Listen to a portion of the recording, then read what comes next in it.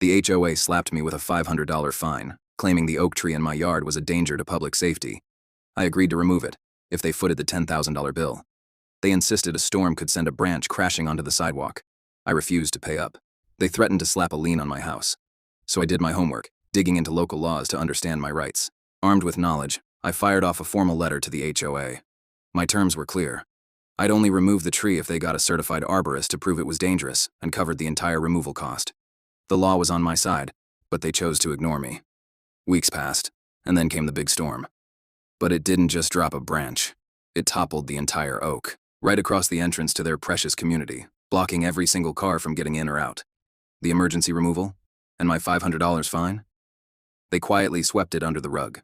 I took the opportunity to plant 2 new saplings in the same spot. Surprisingly, they didn't utter a word about them. This whole ordeal taught me a valuable lesson. Sometimes the best way to handle a problem is to let it solve itself. The HOA thought they could bully me into submission, but nature had other plans. Their attempt to strong-arm me backfired spectacularly, costing them far more than they ever hoped to gain from that ridiculous fine. The irony wasn't lost on me.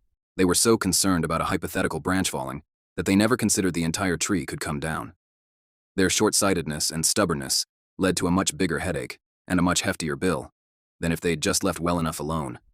In the end, I got what I wanted without lifting a finger. The dangerous tree was gone. I didn't have to pay a dime, and I even got to replant without any fuss.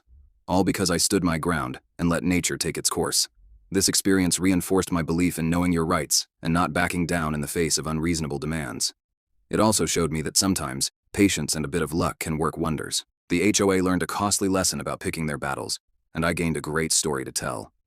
So next time you're faced with an absurd situation, remember, sometimes the best response is to sit back, stay calm, and watch as the problem takes care of itself.